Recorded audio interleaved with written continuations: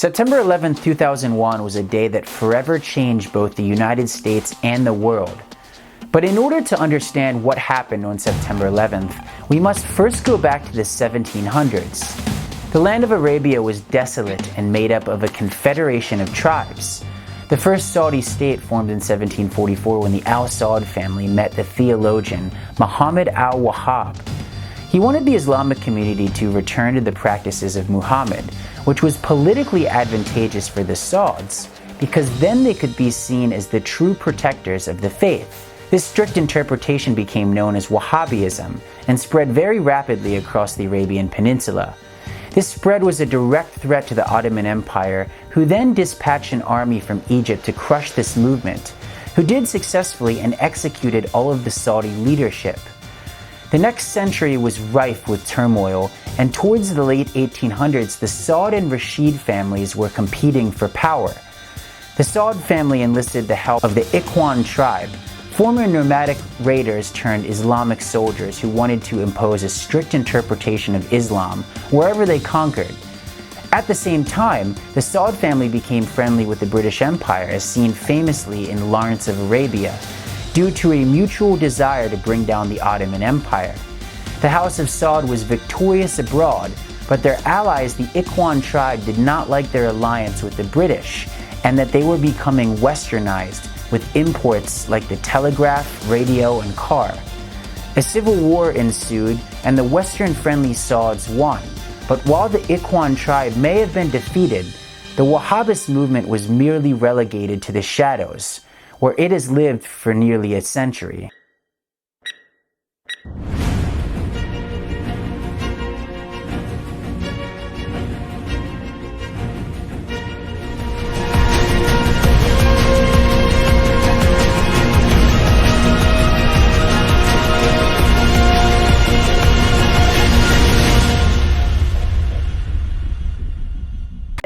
You know, in those scenes when they tear down a building and, a building that's been planned to come down, and you hear that planned explosion sound, it almost sounded like that. At the moment, there were eyewitnesses who feel that another plane, yes, a third plane, that's what some people are saying. Now, hit the base of the South Tower. We heard another explosion, and I'm assuming that's the one that came from the lower level, since there were two. The first explosion, and there was a second explosion in the same building. There were two explosions. Okay. Apparently what appears to happen was that at the same time two planes hit the building, that the FBI most likely thinks that there was a car or truck packed with explosives underneath the buildings, which also exploded at the same time and brought both of them down. 9/11 and the JFK assassination are two of the most debated events of American history, and in both cases many people are not satisfied with the official story. There are a couple major reasons why. The first reason is the way in which the buildings fell. The Twin Towers were held up by steel beams, and jet fuel cannot get hot enough to melt the steel. But the official explanation is that the jet fuel weakened the steel beams, causing a progressive collapse. It's important to note that there is a group of 3,479 architects and engineers who disagree with this explanation. It's also important to note that the engineers who produced the official report complained that there was very little funding, no authority to demand evidence, and limited access to the World Trade Center site. The cleanup of Ground Zero had also severely inhibited their investigation. Building 1 and 2 were not the only buildings that collapsed in New York that day, as Building 7 also collapsed, supposedly due to office fires, even though it hadn't been hit by a plane. Building 7 has long been considered the smoking gun of 9/11 conspiracies, and the University of Alaska's School of Engineering worked on a 4-year report building a simulation recreating the collapse of this building. The 2019 conclusion of their report was that there was no way that office fires could have caused this building to collapse the way that it did. I just want to share with you that our conclusion is that did Building 7 collapse under fire? We did not find that that was the case. We can't find any justification that could have come down by fire. So that contradicts the findings by the NIST report. Another unusual aspect of 9/11 occurred on the stock market in the days and weeks prior to the attacks. On August 16th, Bloomberg's trade book showed that investors shorted the parent company of United Airlines at a rate of 36 times higher than usual. On September 6th, Bloomberg showed that investors shorted this same company at a rate almost 100 times higher than normal, while the Chicago Board Options Exchange reported that investors shorted United Airlines stock at a rate 12 times higher than normal. On September 10th, American Airlines was shorted at a rate 6 times higher than normal. Furthermore, United and American Airlines were the only stocks shorted in this fashion. The SEC and FBI investigated this and found that there was not evidence of nefarious activity, as one institutional investor was largely responsible for these massive shorts. But not everyone agreed with this. 9/11, we saw a huge buying of puts in American Airlines, United Airlines, 3 days before the towers went down. Because they're buying short-term, relatively short-term, puts that are right at the money. But we saw this paper, and then of course when the towers come down, American and United dropped to $15. There were 3 independent reports done. One from the University of Chicago, one from Berkeley Risk Management Institute, and another from the University of Zurich and Swiss Finance Institute that all conclude that there was inside knowledge of the coming attack. Had I known that the enemy was going to use airplanes to kill on that fateful morning, I would have done everything in my power to protect the American people. What's interesting about this was that there were a lot of warnings about an imminent attack. The World Trade Center had actually been bombed before in 1993. The CIA reported in 1998 that Al-Qaeda was planning on hijacking planes. The Northern Alliance in Afghanistan warned of an imminent attack, as did MI6. The Italian and Jordanian warnings even specified the use of civilian aircrafts as a means of attack. Several flight schools also gave warnings.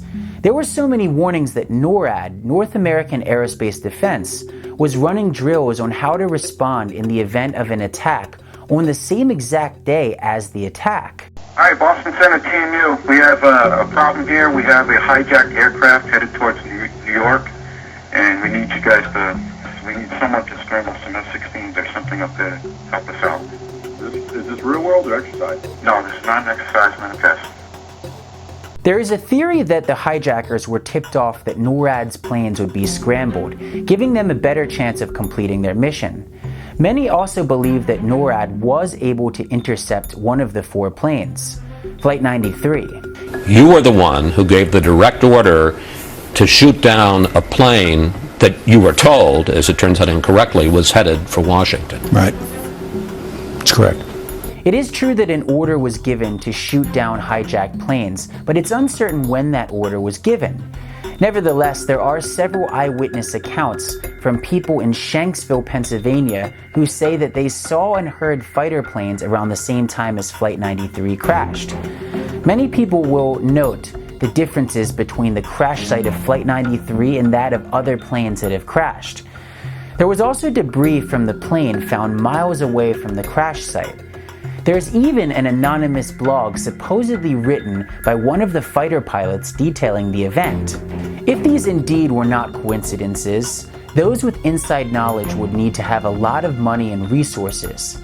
Of the 19 hijackers, 15 were from Saudi Arabia, 2 were from the UAE, 1 was from Egypt, and 1 was from Lebanon. If the vast majority of hijackers were Saudi, why wasn't there more scrutiny on the country of Saudi Arabia? Is it possible that there could have been much more Saudi involvement than we have been led to believe? For the next few days after 9/11, all flights had been grounded. When commercial air traffic started back up, private air travel was still prohibited unless one had White House approval. Many Saudis, including the bin Laden family, did have White House approval and were swiftly flown out of the country before they were able to be interviewed by the FBI. The 9/11 Commission report was put together to officially investigate and disclose to the public what exactly occurred on the day of the attacks. The 2 co-chairs, Thomas Keane and Lee Hamilton, wrote a book after completing the report, concluding that the government established the commission with the intent to ensure its failure. They cite not just a short deadline to complete this report, but extremely limited funds and the lack of cooperation amongst many government officials, including congressmen, the FAA, NORAD, and the Bush-Cheney administration.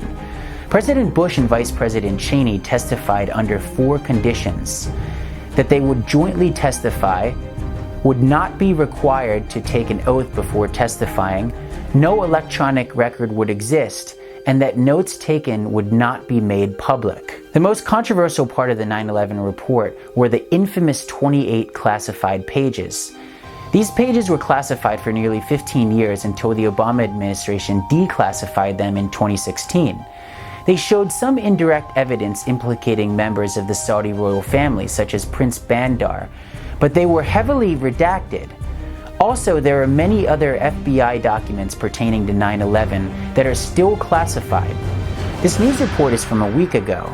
19 hijackers cannot commit 3,000 mass murders by themselves. Based on what you found, do you believe there was a domestic support network for the hijackers?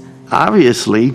No question. I can't comment on it, but you don't have to be an FBI agent with 26 years of experience to figure that out. The team's records from Operation Encore, right. What would the public learn? A lot. A lot. Would it change our understanding of 9/11? Sure. Yeah. Since the foundation of Saudi Arabia, the royal family has needed to maintain a delicate balance between religious conservatives and Western powers. In 1933, an American expedition found oil. In 1938, an Arabian-American partnership called Aramco formed. In 1973, the Saudis restricted the sale of oil due to the U.S.'s support for Israel, causing an oil shortage and flexing their power on an international stage. In 1979, the Grand Mosque was seized by a group of rebels, causing a massive firefight in what ended up being a 2-week standoff. Much like the Ikhwan tribe of the 1920s, the rebels did not like that Saudi Arabia was becoming westernized and wanted to return to the original ways of Islam. Since 1979, Saudi Arabia rolled back a lot of its westernization and became far more conservative. While Saudi Arabia has a westernized elite class, many of their citizens favor a strict interpretation of the Quran. In a 2014 poll, 92% of Saudi citizens believe that ISIS conform to Islamic law. Around the same time, the Saudi government had given a lot of financing to the Al-Nusra rebels in Syria, which was a branch of Al-Qaeda. Most American politicians are very equivocal when they talk about Saudi Arabia. There's too much bowing and scraping, and yes, they are the world's largest producers of oil. But they are the world's largest exporters of this hateful ideology, and they use the wealth from the oil to make that export possible. For years, the families of 9/11 victims have been trying to sue the government of Saudi Arabia, but they have been opposed by big Saudi money and their own government. In 2016, the Justice Against Sponsors of Terrorism Act was designed to create an exception to the Foreign Sovereign Immunity Act, and it had passed nearly unanimously through the Senate, only to be vetoed by President Obama. In response, the government of Saudi Arabia threatened to sell $750 billion worth of American assets, causing fears of a destabilization of the dollar. Obama's veto was eventually overridden, and in 2017, 1,500 injured survivors and 850 family members of 9/11 victims filed a lawsuit against the Kingdom of Saudi Arabia. In March 2020, the plaintiffs filed a letter saying that potential witnesses had received numerous threats. Saudi Arabia had been trying to identify all of the witnesses to the case. One of the witnesses is a currently incarcerated member of Al-Qaeda named Zacarias Moussaoui. He stated under oath that Saudi royal family members helped finance the 9/11 attacks, implicating Prince Bandar, Prince Turki, and even King Salman. Yes, we know the kingdom played a major role in supporting and financing Al-Qaeda, and evidence demonstrates that Saudi agents who the kingdom sent here aided and abetted some, if not all, the 19 hijackers leading into the attack. Information. The fact that the Saudis may be embarrassed or they may be held liable is no valid reason to withhold this truth from those families and from the American people. If the vast majority of the hijackers were Saudi, and much of the funding and support came from Saudis, then why did we go to war with the Taliban? The founders of the Taliban were actually part of the Mujahideen, the US-backed Afghan freedom fighters who repelled the Soviet Union in the 80s in what we now call Charlie Wilson's War. They gained a lot of power in Afghanistan in the 90s and imposed strict Sharia law as they prohibited girls from attending school and banned cinemas, music, and television.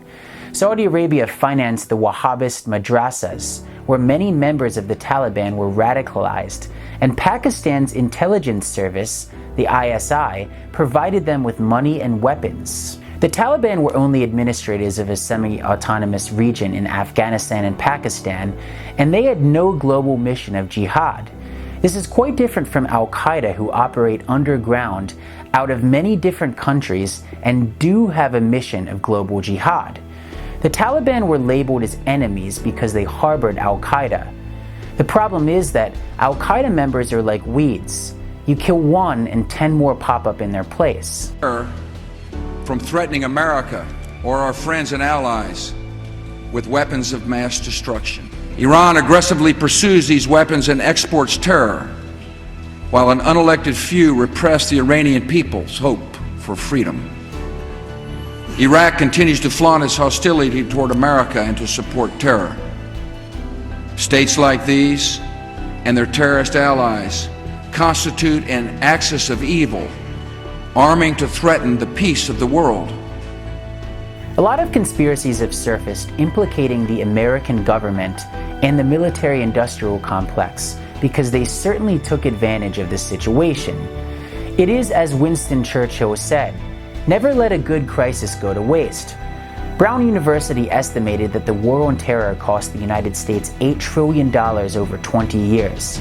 Before becoming vice president, Dick Cheney was the former CEO of Halliburton, which made tens of billions of dollars from the war on terror.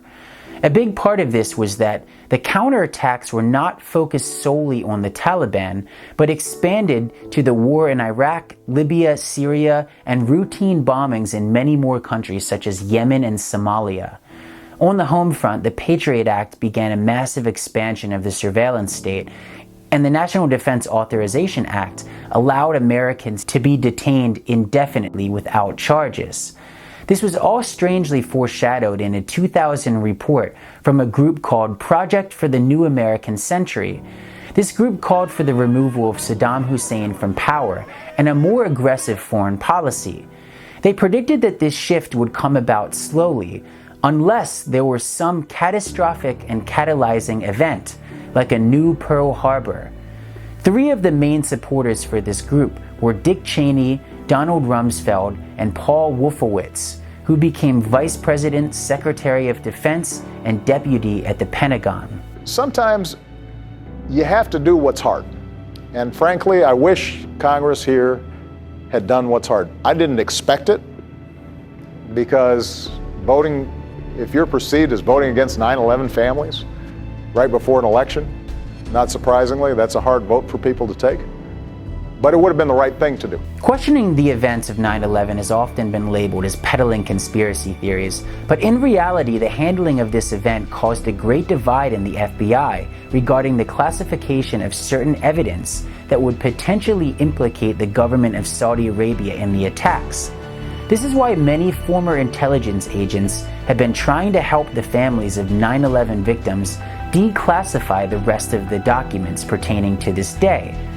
Also, any event where powerful people go above and beyond to keep secrets usually ends up causing much more suspicion.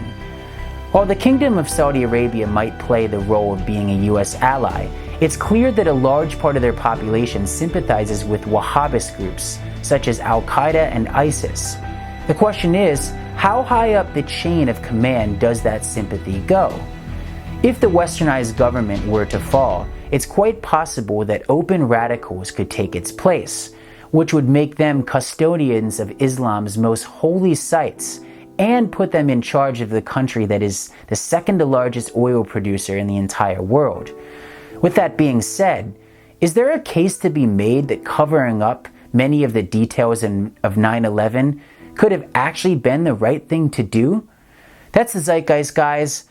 I've been really interested in this issue for a long time, so I'm looking forward to hearing what you guys all have to say in the comments section. I've actually got another half of this story, which brings focus to another country that is a US ally.